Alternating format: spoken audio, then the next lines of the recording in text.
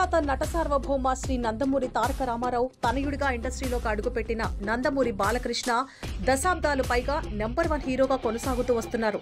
1974న విడుదలైన తాతమ్మ కళ సినిమాతో నటుడిగా పరిచయం అయ్యారు బాలయ్య. ఆ సినిమాలో తన తండ్రి ఎన్టీఆర్తో పాటు తన అన్న హరికృష్ణతో కలిసి నటించారు. ఆ సినిమా అప్పట్లో బ్లాక్ బస్టర్ సినిమాగా నిలిచింది. అలాగే బాలయ్య నటనకు ఇండస్ట్రీ నుంచి మంచి ప్రశంసలు వచ్చాయి.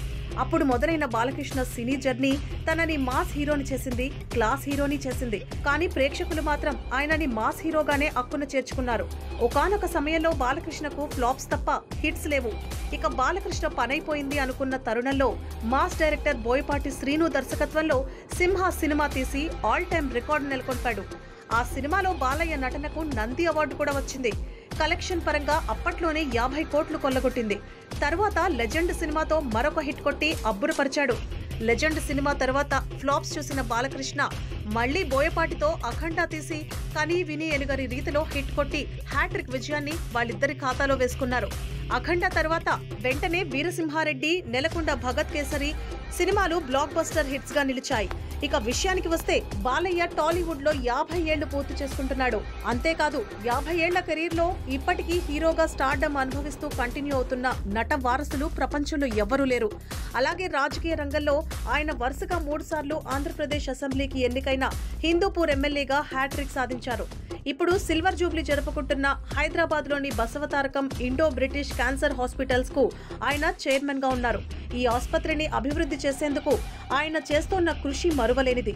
ఇక్కడ కేవలం భారతదేశం నుండి వచ్చిన రోగులు మాత్రమే కాకుండా విదేశాల నుండి వచ్చిన రోగులు కూడా మెరుగైన చికిత్స పొందుతున్నారు. బాలకృష్ణ ప్రజల సంక్షేమం కోసం నిరంతరం శ్రమిస్తున్నారు.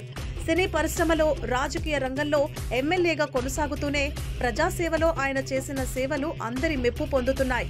ఈ సందర్భంగా నందమూరి బాలకృష్ణ తన సినీ కెరీర్ 50 ఏళ్లు పూర్తి చేసుకున్న సందర్భంగా తెలుగు చలనచిత్ర నిర్మాతల మండలి అధ్యక్షుడు, తెలంగాణ రాష్ట్ర ఫిలిం ఛాంబర్ ఆఫ్ కామర్స్ అధ్యక్షుడు, తెలుగు చలనచిత్ర నిర్మాతల మండలి వల్లభనేని అనిల్ ఆయనను కలిసి శుభాకాంక్షలు తెలియజేశారు.